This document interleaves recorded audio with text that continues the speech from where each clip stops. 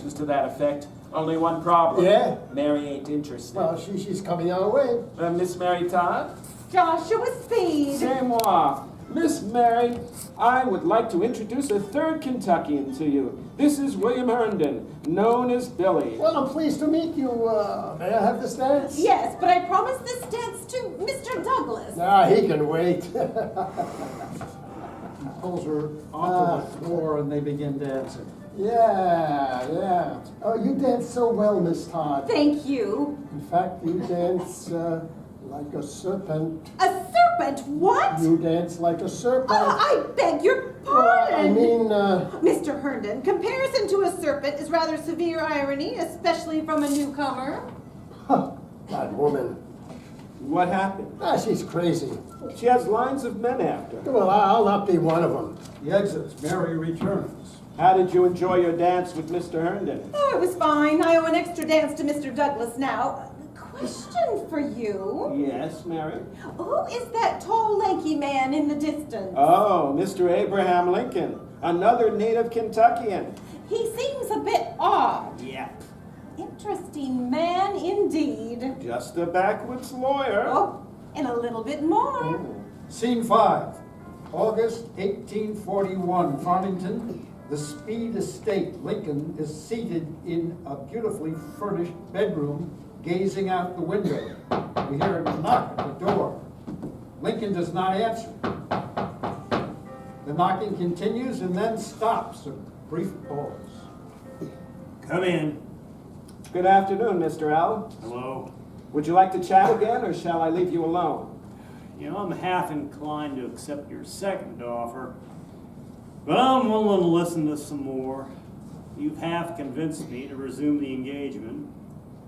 My heart tells me one thing, my head tells me another. Shall we dwell on your head issues, if you are ready?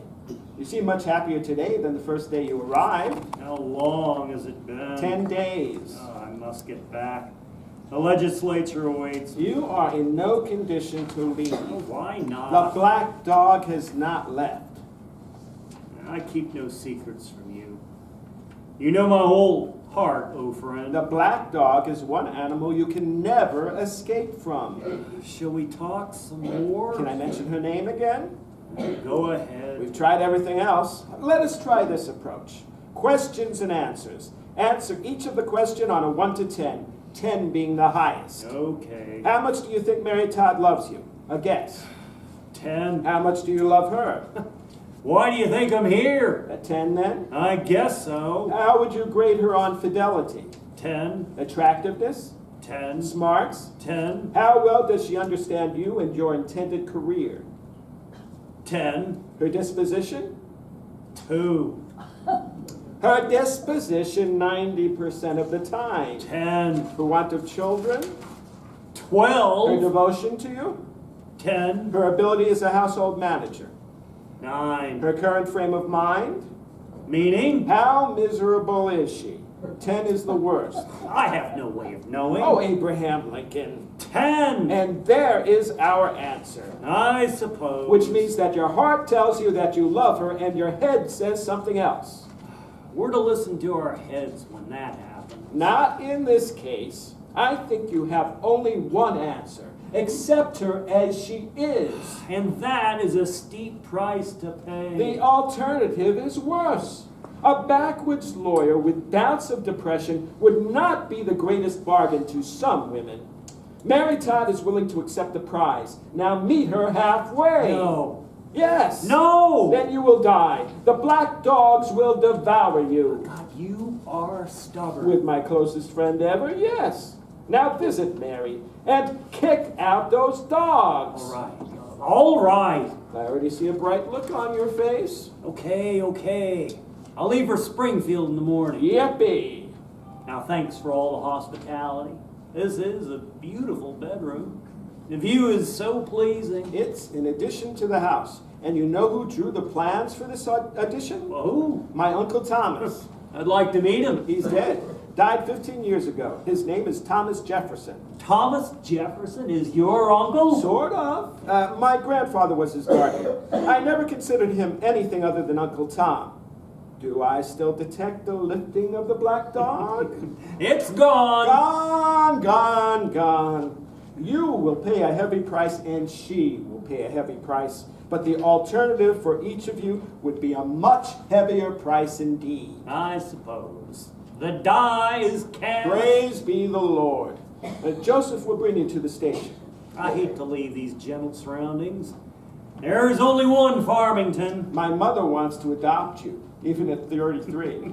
There is only Lucy Speed, never a kinder or gentler woman. And yes, she should make a good replacement for Nancy Hanks, albeit 22 years later. May I come in? Yes, Mrs. Speed. Lucy Speed enters. She is beautifully dressed and brings in a leather-bound Bible.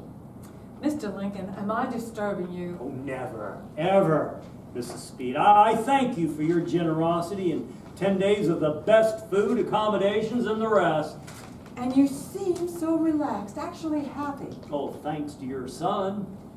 Can you excuse us, Joshua? I had no idea that I was sharing a bed with Thomas Jefferson's nephew. By adoption only. Well, nevertheless. Something you might find even more interesting. Did he ever tell you that I was George Washington's first cousin? No, he did not. Not very important, but I have something for you. I want you to have it as a token of the love which Joshua and the entire Speed family have for you. Well, this is the most beautiful Bible I have ever seen. Oxford edition. For you and your children and your grandchildren. Well, thank you, Mrs. Speed. And I can honestly say I slept in a room designed by Thomas Jefferson.